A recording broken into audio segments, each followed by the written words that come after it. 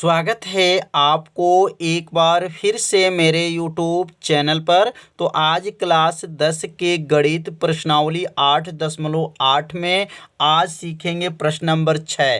प्रश्न नंबर 6 से लेकर के आगे के सभी प्रश्नों को हल करके बताया जाएगा। यदि आप 1 से 5 तक के प्रश्न का हल नहीं देखे होंगे तो प्लेलिस्ट में वीडियो है, वहां से जा कर के प्रश्न नंबर 1 से लेकर के प्रश्न नंबर 5 तक के हल के वीडियो देख सकते हैं। तो प्रश्न नंबर 6 है कि यदि कोण ए और कोण बी जो है न्यून कोण हो, जहां कास ए बराबर कास बी, तो दिखाइए कि कोण ए बराबर कोण बी। दिखाइए का मतलब होता है सिद्ध कीजिए। सिद्ध कीजिए कि कोण ए बराबर क्या है, कोण बी है। तो यहाँ पर जो है जो दो कोण जो दिया गया है ए और बी जो है वह न्यून कोण है। तो यहाँ पर एक त्रिभुज खींचेंगे और यहाँ जो त्रिभुज खींचेंगे तो इसमें ऐसा कोण खींचेंगे जो ए और बी जो है क्या होना चाहिए, न्यून कोण होना चाहिए। न्यून कोण का मतलब वह कोण होता है जो 0 से अधिक होता है और 90 से कम होता है। ऐसे कोण को न्यून कोण कहा जाता है। तो यहाँ लिखेंगे ए और यहाँ पे लिखेंगे बी और यहाँ पे लिखेंगे सी, क्योंकि यहाँ पे कोण ए कोण बी जो है न्यून कोण होना चाहिए। मतलब यह कोण और यह कोण जो है न्यून कोण होना चाहिए। तो यहाँ पर लिख लेंगे सी। तो अब यहाँ पे सिद्ध करना है कि कोण ए का मान और कोण बी का मान आपस में क्या आना चाहिए, बराबर आना चाहिए। कब बराबर आएगा, जब कास ए बराबर क्या हो, कास बी हो। तो अब यहाँ लिखेंगे हल और हल लिखने के बाद से अब यहाँ मान को नोट करेंगे कि कास ए बराबर जो दिया है वह क्या दिया गया है, कास जो है बी दिया गया है। तो कास ए बराबर कास बी। तो अब कास का सूत्र क्या होता है, तो कास का जो सूत्र होता है आधार बटा कर्ण होता है। क्या होता है, आधार। तो आधार इसमें देखेंगे कहाँ से देखना है, तो आधार ए से जब देखेंगे तो सामने वाली भुजा, ध्यान दीजिएगा, ए से देखेंगे तो सामने वाली भुजा जो है यह लंब होगा और यह आधार होगा, यह कर्ण होगा। अगर बी से देखेंगे तो सामने वाली भुजा जो है ये लंब होगा और यह आधार होगा। बस आप लोग एक ट्रिक याद कर लीजिए, जिस कोण से देखेंगे उसके ठीक सामने वाली भुजा जो होता है वो लंब होता है। जैसे ए से देखेंगे तो ठीक सामने भुजा यह लंब होगा, बी से देखेंगे तो ठीक सामने भुजा जो है यह लंब होगा। तो यहाँ से देखना है, कास ए से देखना है, तो कास ए से जब देखेंगे तो यह लंब है और यह आधार है। तो आधार का नाम क्या होगा बताइएगा, ए सी हो जाएगा। और बटा जो है कर्ण, कर्ण कितना हो जाएगा, तो कर्ण जो है कर्ण इसमें क्या हो जाएगा, ए बी हो जाएगा। तो कर्ण यहाँ लिखेंगे ए बी। समझ में आ रहा होगा कैसे सूत्र लिखा गया। तो कास ए का सूत्र होता है आधार बटा कर्ण होता है, लेकिन आधार त्रिभुज से देखेंगे कि आधार ए से अगर क्या होगा, आधार तो ए सी होगा, कर्ण जो है ए बी होगा। अगर कास बी से देखेंगे तो बी से जब देखा जाएगा तो आधार क्या होगा, तो कास बी से जब देखेंगे तो आधार जो है यह सामने वाली भुजा तो लंब होगा, लेकिन आधार क्या होगा, बी सी होगा। आधार बी सी हो गया, बटा हो जाएगा और यहाँ कर्ण क्या होगा, तो कर्ण जो है ए बी हो जाएगा। कर्ण क्या होगा, ए बी हो जाएगा। तो समझ में आ रहा होगा कैसे इसको हल किया जा रहा है। तो बी से यह लंब और यह आधार होगा, ये कर्ण, कर्ण नहीं बदलता है, याद रखिएगा। तो अब अगला लाइन में क्या लिखेंगे, यहाँ लिखेंगे ए सी बटा क्या है, ए बी है, और यहाँ क्या है, बी सी बटा क्या है, ए बी है। अब यहाँ देखेंगे दोनों का हर में जो है ए बी दिया गया है, तो ए बी से ए बी को काट दिया जाएगा तो बचेगा क्या, ए सी बराबर जो है बी सी आ गया। अब ए सी बी सी आपस में क्या है, बराबर आ गया। जब यह ए सी बी सी जो है आपस में जब बराबर आ गया तो किसी त्रिभुज में अगर दो भुजा आपस में बराबर हो जाए तो दोनों कोण जो है आपस में क्या हो जाते हैं, बराबर हो जाते हैं। मतलब दो कोण जो है, मतलब अगर यह भुजा इसके बराबर हो तो यह कोण और यह कोण आपस में क्या हो जाते हैं, बराबर हो जाते हैं। तो यहाँ लिखना चाहे तो लिख देंगे, यदि किसी त्रिभुज की दो भुजा अगर आपस में बराबर हो तो दो कोण आपस में क्या हो जाते हैं, बराबर हो जाते हैं। तो यहाँ लिख लीजिए, यदि किसी त्रिभुज में दो भुजा, क्या लिखेंगे, दो भुजा आपस में बराबर हों, दो भुजा क्या लिखेंगे, आपस में बराबर हों, भुजा, दो भुजा अगर आपस में बराबर हों तो दो जो ये संगत कोण जो होते हैं, मतलब साथ में जो कोण बना है, यह कोण और यह कोण आपस में क्या हो जाएंगे, बराबर। यदि किसी त्रिभुज में दो भुजा आपस में क्या हों, बराबर हों, तो बराबर हों तो दो कोण क्या लिखेंगे, दो कोण आपस में क्या हो जाएंगे, बराबर हो जाएंगे। दो कोण आपस में बराबर हो जाते हैं, आपस में बराबर हो जाते हैं, बराबर हो जाते हैं। तो अब यहाँ दो कोण कौन कौन हो जाएगा, तो कोण ए और कोण बी जो है आपस में क्या हो जाएंगे, बराबर हो जाएंगे। क्योंकि जब दो यह भुजा जब इसके बराबर हो गया तो यह कोण और यह कोण आपस में क्या हो जाएंगे, बराबर हो जाएंगे। तो कोण ए बराबर क्या होगा, कोण बी हो जाएगा। तो यही हमको सिद्ध करना था, तो सिद्ध हो गया कोण ए बराबर कोण बी। तो समझ में आ गया होगा प्रश्न नंबर 5, प्रश्न नंबर जो है 6। अब सीखेंगे प्रश्न नंबर 7। तो प्रश्न नंबर 7 है, आप प्रश्न नंबर 7 को समझेंगे अब।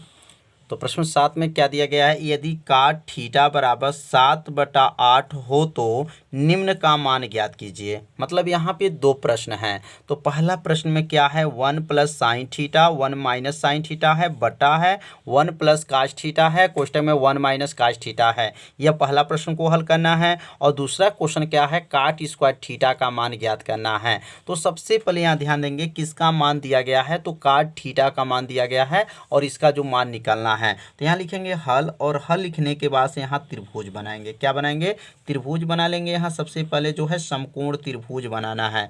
और समकोण त्रिभुज पहले किस आकार का, ध्यान दीजिए, यह यल आकार का बना करके इसको मिला लीजिए, समकोण त्रिभुज बन जाएगा। अब यहाँ पे किसका मान दिया गया है, तो काट थीटा का मान दिया गया। काट थीटा का मान क्या होता है, 7/8 जो है यहाँ पे दिया गया है। तो काट का सूत्र क्या होता है, तो काट का जब सूत्र आप जानेंगे तभी लगा पाएंगे कि काट का सूत्र क्या होता है।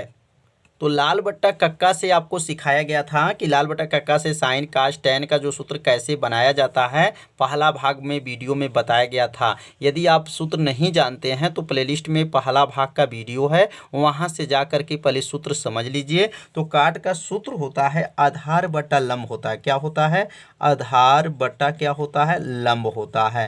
तो यहाँ आधार बटा लिख लेंगे लंब, और लंब इसमें क्या है और आधार क्या है, तो आधार का मान जो है 7 है। आधार यहाँ लिखेंगे 7 और लंब कितना लिखेंगे 8 है। और कर्ण जो है इसमें नहीं दिया गया है। इसका नाम कोई लिखना चाहे तो ए लिख सकते हैं, बी लिख सकते हैं, सी लिख सकते हैं, और यहाँ कोण जो बना है थीटा बना है। तो अब इसमें ध्यान से देखेंगे कर्ण का मान नहीं दिया गया है। तो अब यहाँ कर्ण की गणना करेंगे। तो कर्ण का सूत्र क्या होता है, तो कर्ण का सूत्र भी बताया जा चुका है। कर्ण बराबर होता है अंडर रूट जो है लंब का वर्ग होता है, प्लस क्या होता है, आधार का वर्ग होता है।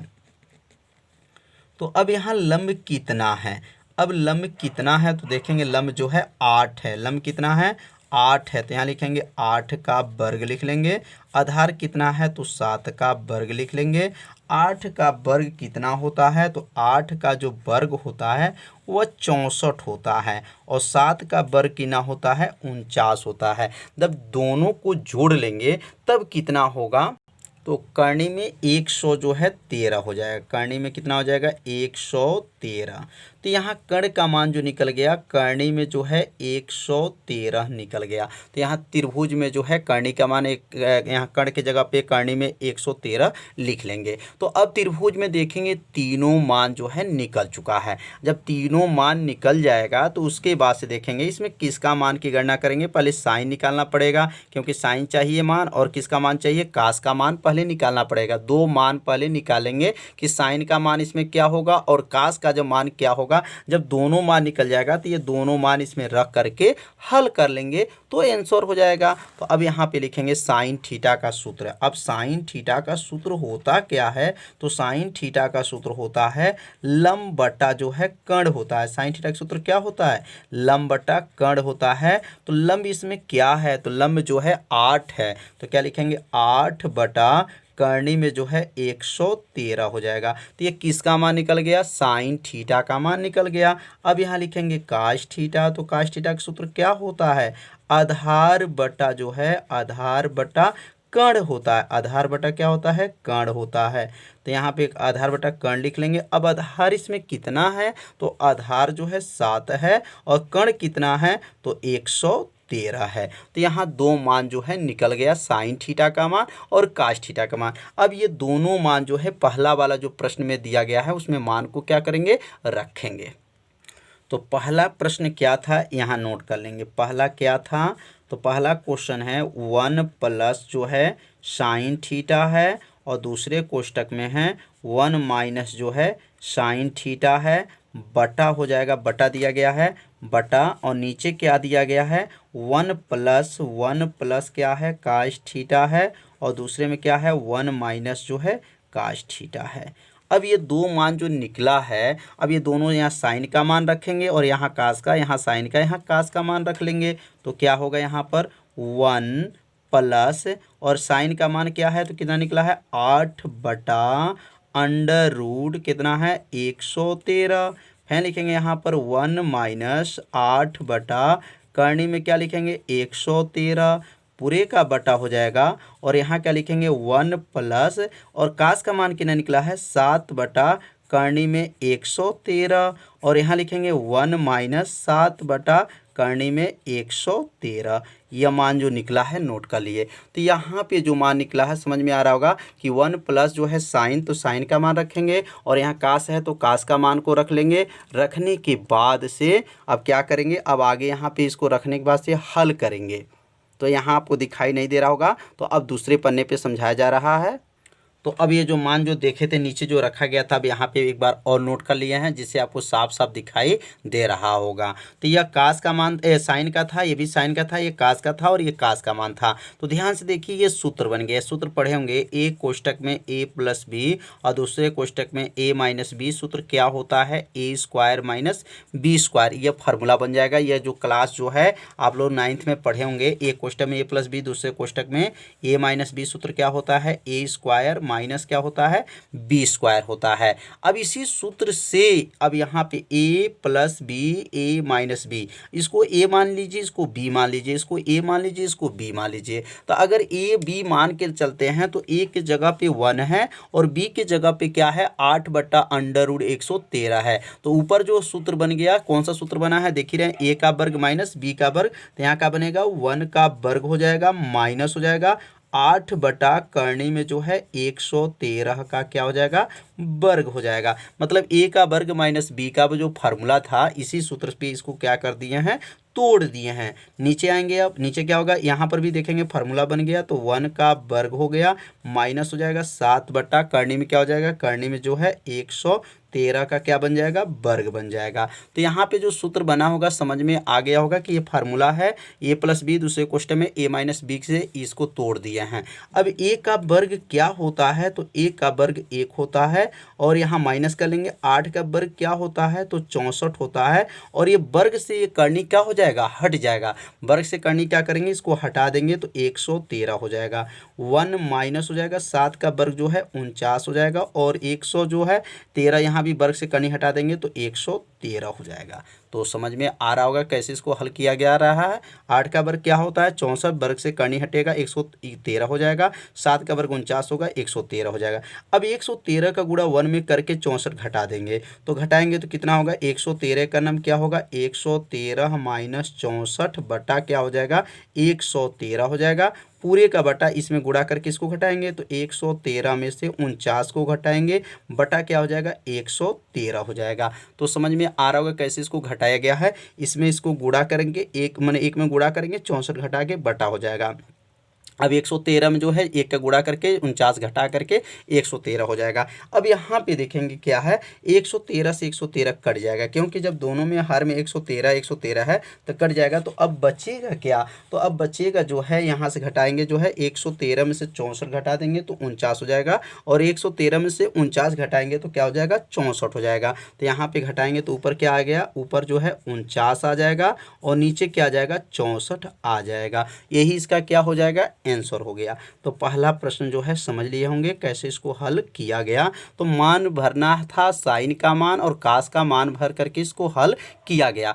अब यहाँ दूसरा जो प्रश्न इसमें क्या था? तो दूसरा प्रश्न था काट स्क्वायर था, क्या था, काट स्क्वायर थीटा। तो काट स्क्वायर थीटा का मान इसमें पूछा जा रहा था, तो इसमें प्रश्न में ही काट थीटा का मान दे दिया गया है।